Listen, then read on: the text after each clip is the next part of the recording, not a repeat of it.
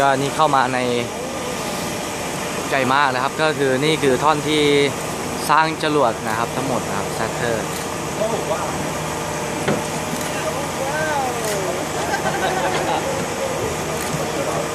ใช้ดูความกว้างนะครับว่ากลับมาไม่ได้ไหมบิ๊กใจมากนะครับโอเค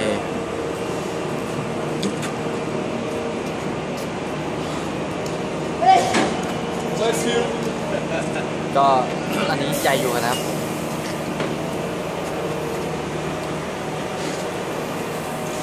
กดชัตเตอร์หน่อยนี่อัดวิดีโออยู่ก็คือนี่อัดวิดีโออยู่ไงได้กดชัตเตอร์เขาเห็นปะโอเคthank you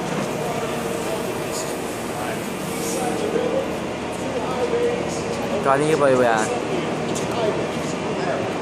Over here, it's the same. 2 high bays here, same on both sides, right? Now, the building is all about lifting things, okay? So we have really big cranes in the building, right? Over 100 different cranes, but 5 major big cranes. We call them bridge cranes. There's one there, painted in yellow. This one is called the transfer aisle bridge crane. North and south on those yellow rails. Up on the very ceiling, on the top of the building, are the high bay bridge cranes. And there's 4 of them because we have 4 high bays. And they lift all the big parts of the rocket and shuttle. The capacities of the cranes range from 25 tons up to 325 tons. So they can lift all those heavy. Drop accurate down to 1/64 of 1 inch. You can down to the air, getting accurate. Realize the operators will be up inside the cab, inside the plane. Questions here?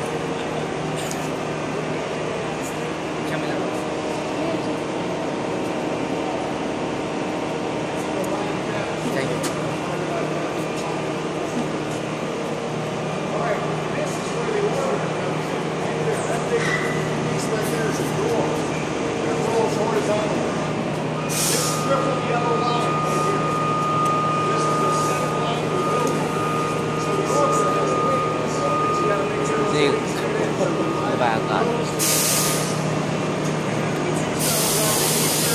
This door out here. Alright, let's go in the corner.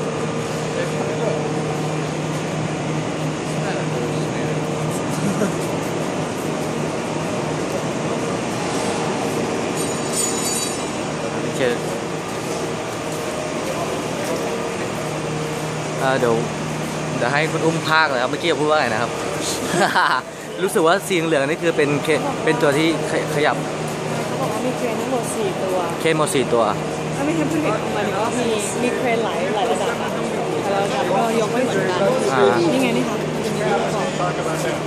These are pictures of things that have taken place inside the building. Saturn V, moon rocket, first stage. Huge, really big. You'll see the real thing in a little while. This is the top part of the moon rocket here. The cone chase piece is there. That's where the lunar lander would be. They landed on the moon.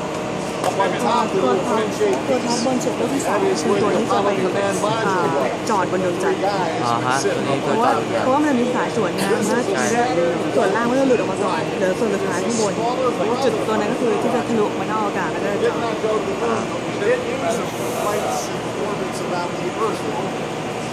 There's a big tank for the summer program, and I told you the whole history of how that works. The garden There's the orbiter Atlantis. This is what you can see today. That's the real thing.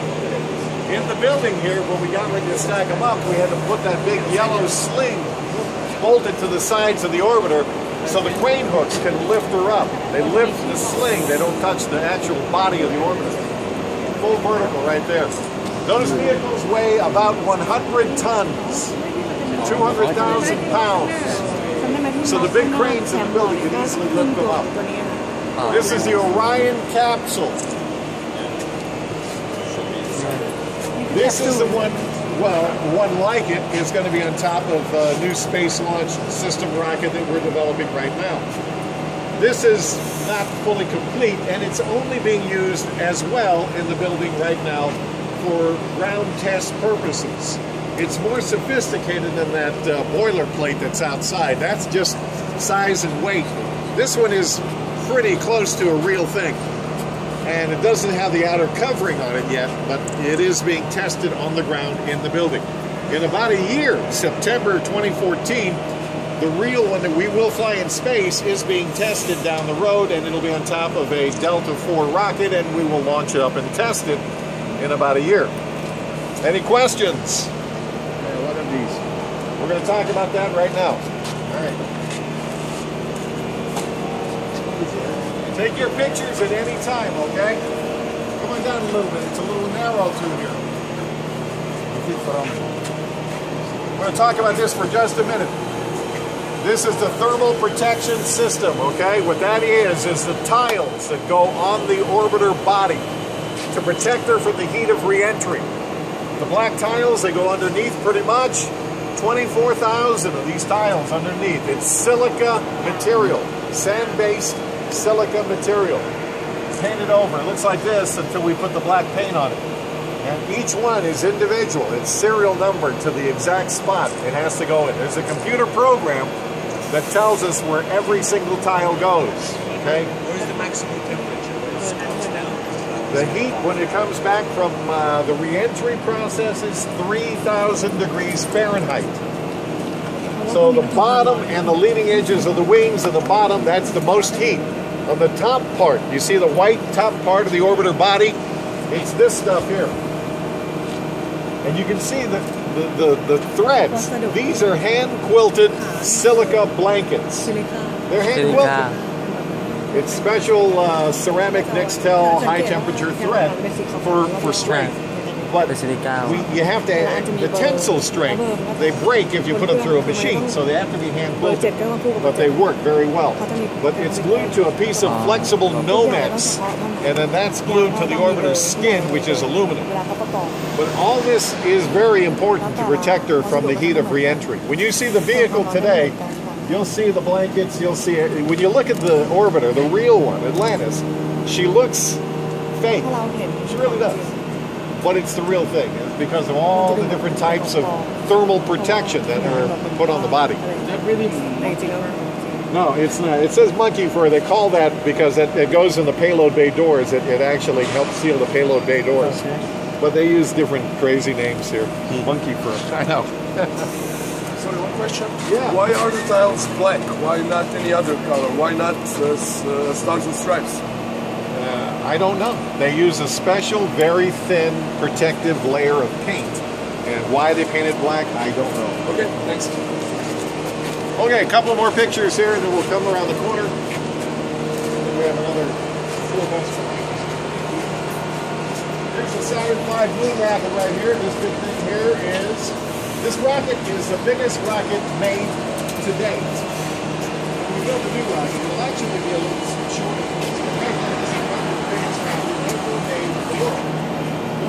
363 feet, 110 meters. And it will fit. Over here, there's that Saturn 1B rocket again, the orbital plates open. Now come on down a little bit further here. I want to talk about this real quick. Here's the shuttle stack. I think I touched on this earlier. The orbiter. This is not the shuttle. The orbiter. Orbiter. Okay. Solid rocket boosters. There's an engine at the bottom of each one, the big tank. The back end of the orbiter are the three big engines. That's what the fuel from here goes in here. When you put all the pieces together, the collective name is the shuttle. Orbiter, SRBs, ET, collective name, the shuttle. All right, there you go. Here's the new rocket of the future. It looks a lot like the moon rocket. This picture is not real, it's an artist's concept. But when it is stacked up, it'll look like this.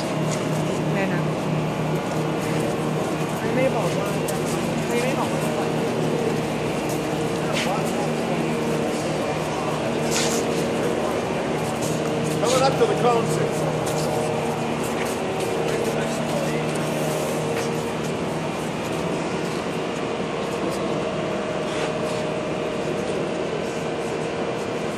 Negative. I see no other bus.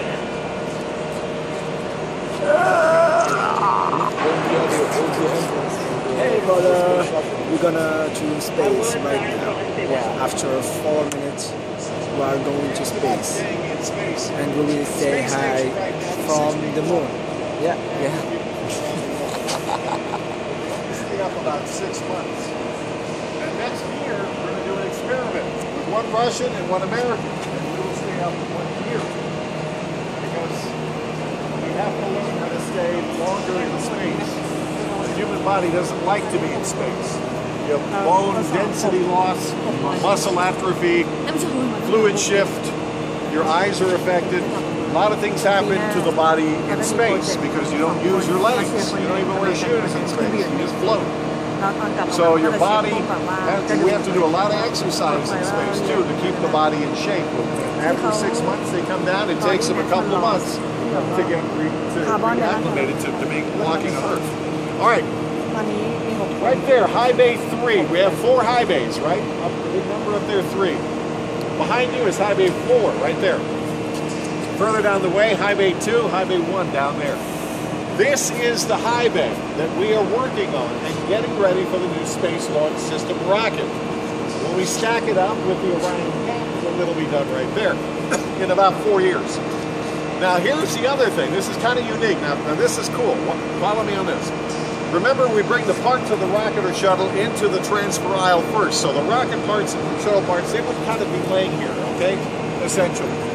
If we were going to use high bay 3, we have to place a mobile launch platform in there because you got to stack the parts on top. It's a permanent wall. Yeah. That's a permanent wall. They're built identically on both sides. How do you get the parts in there? From here.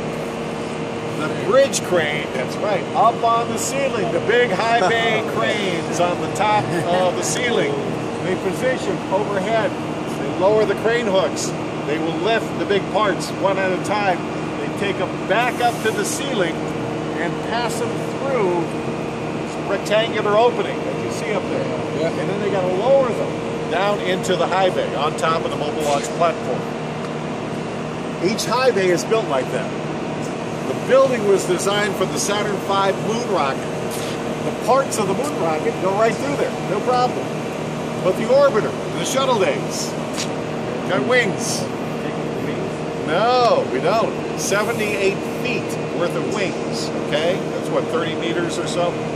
So you got to fit the wings in. It was a complicated lifting process.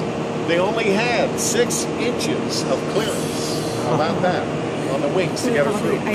When you design a vehicle to be stacked in this building, you have to take into consideration the size of the openings. If they will not fit through the openings, you cannot use the vehicle in this building. That's just the way it is. This ring over here on the ground, this is where the moon rocket parts were placed. Reinforced. 10 feet. แล้วระยะที่เอียงเข้าเนี่ยปลายปีกกับผนัง6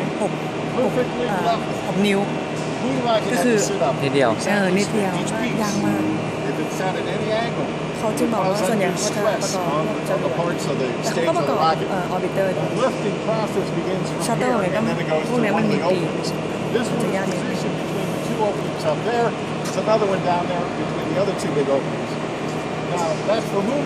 ไอ้พวกที่เป็นช่องว่างก็คือเป็นตัวที่สลับแต่ต้องเอาอะไรวางบนพื้นก่อนส่วนที่สองประกอบข้างบนอะไรเงี้ย And what we had to do as the big crane operator would be way up on the ceiling. You start the lift process with the orbiter. It's got the 2 hooks on it, right? So they lift her up vertically, and she's hanging there. And it takes about 4 to 5 hours to stop swinging. She weighs 100 tons, and there's a lot of weight on that crane hook. So it takes a while for her to stop swinging. So when she stops swinging, he lines the wings on the line. Way up, he's looking down, he sees they're lined up. And that's how he starts the complicated lift to get her through the opening. There you go. Questions? Wow, did I do that good a job? There's no question? All the stuff that you see out here on the ground,